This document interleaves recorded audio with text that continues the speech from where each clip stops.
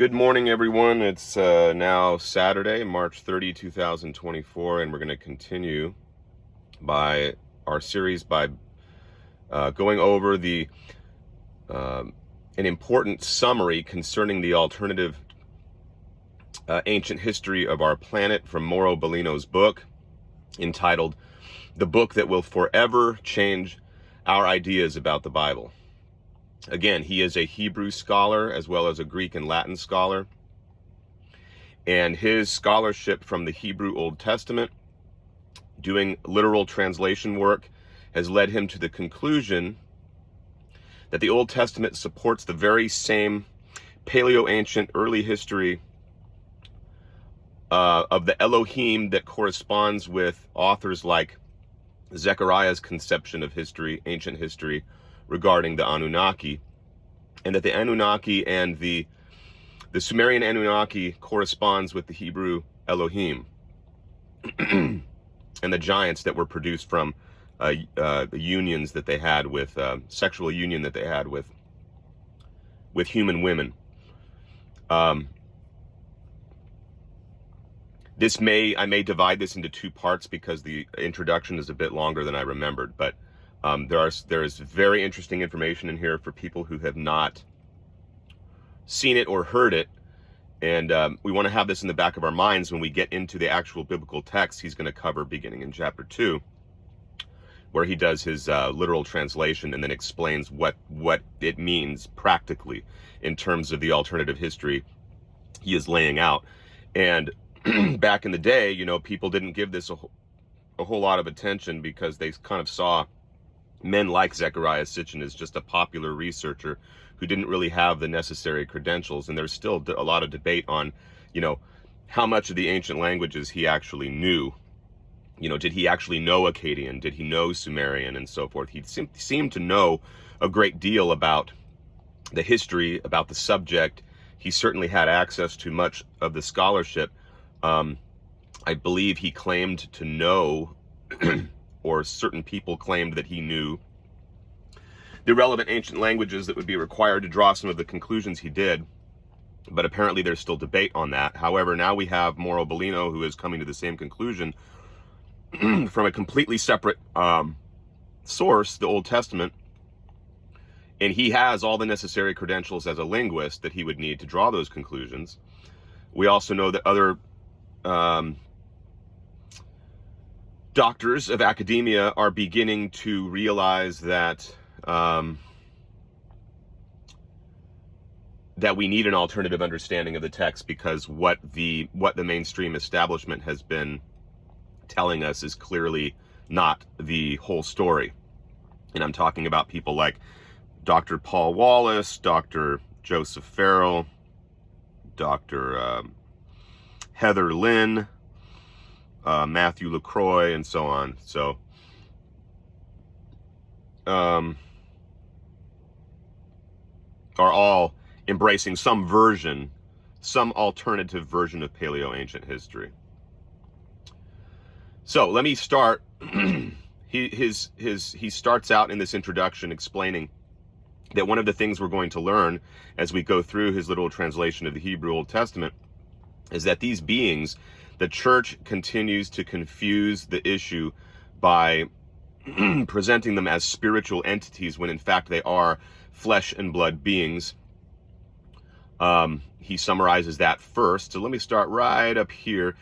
He says, in reconstructing the human history, he's Italian, so he gets his articles a little bit mixed up. In reconstructing human history, excuse me, scholars have progressively predated the origins of civilization. Firstly, they considered the Greek culture, then they moved their attention to the grandeur of ancient Egypt, until they discovered Babylon and Assyria. Finally, they turned their attention to their Sumerian ancestors, a civilization dating back even earlier yet, to around 3000 BC. And the Sumerians are indeed the source of those theories mentioned in the opening chapter. As he says a little bit earlier up, which I skipped over, he points out it's very important to understand that much of the accounting of the Hebrew Old Testament in terms of its many stories, particularly those in the first 11 chapters of Genesis are being derived from much older texts, including the Sumerian, such as the Enuma Elish, the Atrahasis, and others. So what do the founders of the whole human civilization tell us? First of all, we are told that there is a planet in the solar system, unofficially called Nibiru, which has a long retrograde orbit equal to 3,600 earthly years. Its name means the crossing planet because this celestial body crosses the ellipse in the opposite direction traveled by the other planets, Mars and Jupiter in particular. This retrograde orbit lets us assume that Nibiru was not generated along with the sun like the other planets. It must have been attracted and captured, quote unquote, by the gravitational forces of our solar system. And this is exactly what Sumerian tales say, according to those authors' interpretations that official science considers alternative. A satellite of this planet could actually have impacted the Earth, producing not only the Great Depression, which is located under the Pacific Rim, but also the moon, and created the asteroid belt. But what does modern science say? And this is very interesting. So he takes a little departure from the main narrative, and he includes a box in the text where he wants to offer what modern science is telling us about this so far. I'm going to read that because I think it's very instructive. Here is a brief summary of the findings and the official positions of the scientific community that somehow confirm the aforementioned, quote unquote, incredible or unacceptable astronomical hypothesis. In 1999, Mario Di Martino, astronomer at the Astronomical Observatory of Torino, found that the deviations of the orbit of 82 comets, including the famous Halley's Comet, are due to a large planet about 3 times the size of Jupiter with a retrograde orbit that, compared to the orbital planes of other planets, is inclined at 25 astronomical units from the sun. In 1972, examining Halley's Comet trajectory, Jay Brady from the Lawrence Livermore Laboratory in California found out that also the orbit of this comet, like those of Uranus and Neptune, were disrupted. To explain this phenomenon, he assumed the existence of a, quote, planet X, which is another name for Nibiru. It means 10th planet, at a distance of 64 astronomical units from the sun. Pluto is 39 astronomical units from the sun, with an orbital period of 1,800 earthly years, half the period indicated by the Sumerians, characterized by a retrograde orbit. Just read between the lines. You don't need to understand the details of the science as he's explaining it. NASA Pioneer missions have largely confirmed that there must be a celestial body about twice the size of the Earth within the solar orbit at a distance of at least 2.4 billion kilometers beyond Pluto, with an orbital period of more than 1,000 years. James Christie from the U.S. Naval Observatory has suggested that the inclination of Pluto and Uranus, the movement of Plato, and the retrograde orbit of Triton, one of Neptune's moons, are due to the passage of an intruder planet in the solar system, roughly 2 to 5 times the size of the Earth, with an orbit inclined at a distance of about 2.4 billion kilometers beyond Pluto. Ray Reynolds from the Ames Research Center says that, quote, astronomers are so confident of the existence of this planet X that they only have to name it. It's called Planet X, not only because it is still formally unknown, but also because it would be the 10th planet of the solar system, in addition to the 9 already known. As a result of research carried out by IRAS, Infrared Astronomical Observatory, the heat detected the presence of a large body in the area of the Orion constellation, which moves very slowly. In 1983, the managers of the IRAS project granted an interview to the Washington Post scientific section. During this interview, they declared something that was then immediately reported by various American newspapers with expressions of great effect. They actually wrote that astronomers were confused about the presence of a gigantic object, a mysterious celestial body in the solar system, a cosmic enigma. On that occasion, the director of Project IRAS, G. Neugebauer, said he did not know what this was about. but NASA made a public statement saying that the celestial object IRAS had detected, quote, might be approaching the Earth and could be the 10th planet that astronomers have been seeking for some time, end quote. William Gooch, chairman at New York Planetarium, says it is possible that a 10th planet has already been reached but has not yet been observed with optical telescopes.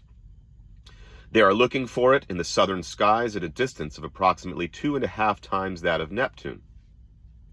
A dark celestial body has also been seen, a planet or a brown dwarf star, orbiting in the area of Sigma or Orionis. It has been called S.ORI 72. In August of 2000, researchers at Southwest Research Institute in Colorado and the University of California, Santa Cruz developed a computerized simulation model which shows that about 4.5 billion years ago, the Earth was hit by a celestial body at least as large as Mars, or perhaps even larger. The impact would have created the moon and projected a large amount of debris all over the place. Now, there are different theories about the moon. I'm not going to get into that right now, but that's not the only theory about why the nature of the moon is what it is, why it is positioned where it is, and so on. There's some very interesting things about that this book doesn't get into, and I won't be getting into right now. But anyway, I just want you to know that's not the only explanation for the existence of the moon. J. Murray, UK's Open University, and J. Matisse, University of Louisiana, affirm that the gravity exerted by a now invisible but very large body would considerably slow down the exit of terrestrial probes from the solar system. Okay, that is the end of that parenthetical that he wanted to provide us as far as what modern science and modern astronomy is saying about the subject of the planet X. Okay, this planet, the Sumerian story continues, would be inhabited by those who they call Anunnaki, which is often translated as with the phrase, those who from heaven to earth came, corresponding to the Bible's Anakim. These individuals would have landed on our planet in search of gold because this metal was essential to create a sort of greenhouse effect on their planet. Pulverized and released into the atmosphere, it would slow the process of gradual cooling that Nibiru was suffering.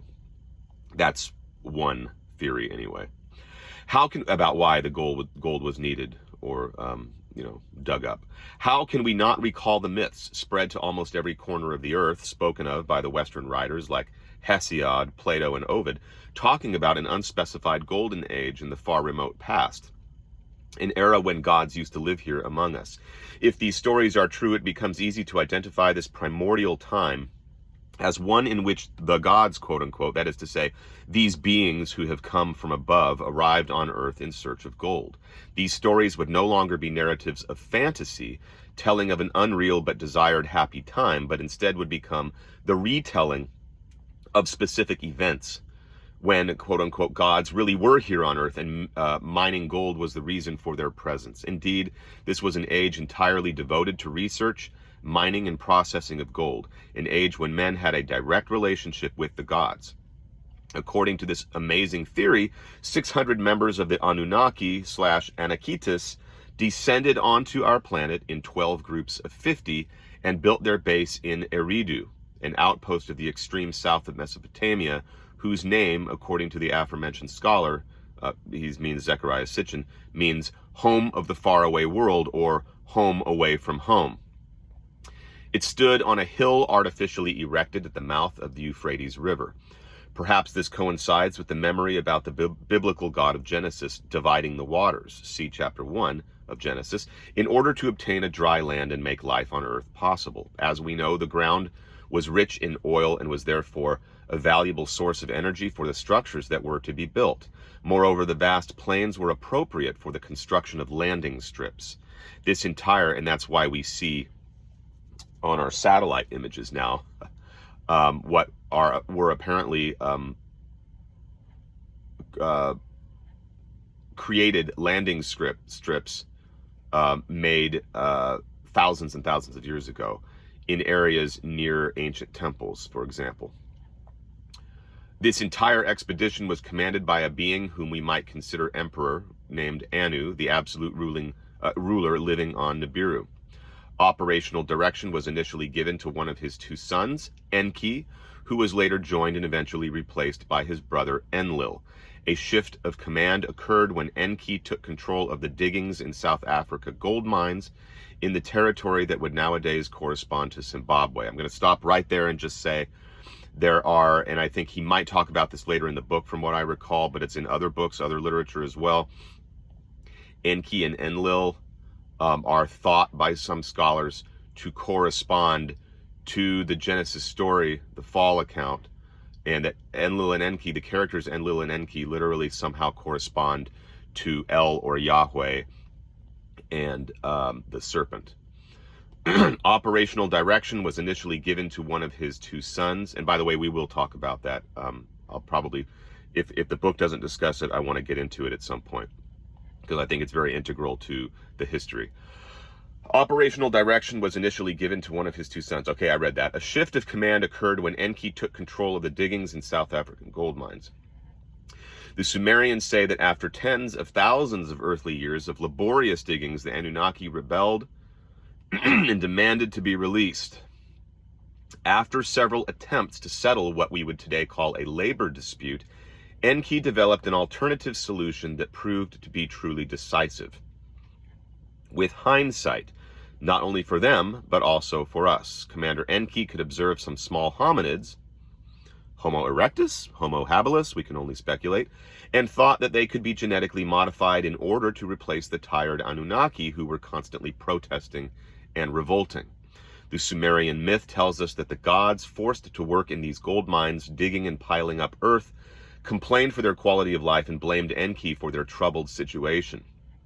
Enki's mother urged her son to intervene and help the Anunnaki, who were working extremely hard. She suggested that he create a substitute for the gods, a double, so that they could break free from the burden of work. She suggests that he create or mold some servants.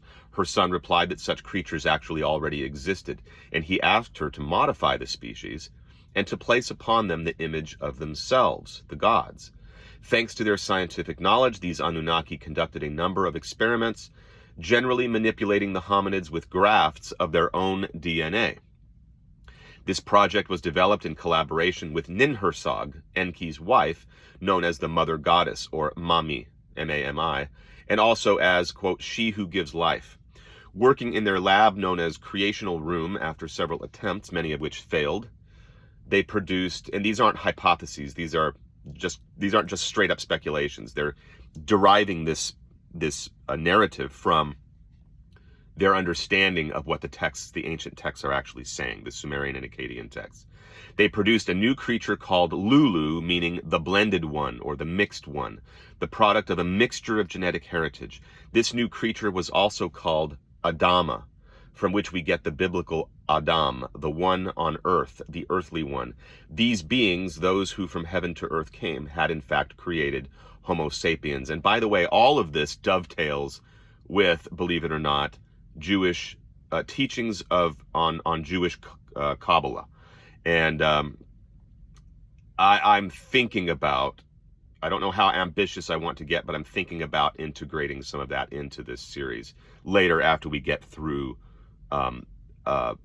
Bellino's study of the literal Hebrew of the Old Testament. All this happened about 300,000 years ago in northern Zimbabwe, and it is right around that time and in that part of East Africa that paleontologists would trace the appearance of Homo sapiens. Anunnaki then produced a race of tough workers, just intelligent enough as to understand their creators' or owners' needs and commands. This reminds us of that phrase that says we were created to love and serve God. It probably contains far more truth than one would think. These gods, quote unquote, in effect, create a race destined to mental jobs. Thus, isn't it a curious coincidence that Genesis 2:2 literally tells us that after having created man, quote, the Elohim rested from all his work? Wasn't this exactly the purpose of the Anunnaki? I don't want any individual video getting too long because I want people to remain interested and not listen to just a few moments and go, okay, where is this going? Although I think that the subject matter here is pretty interesting all the way around. I am going to stop here and start. If I stop here, then I might end up having to make a few videos. Part 3 may end up having to be divided into more than 2 videos, so we'll just see how it goes.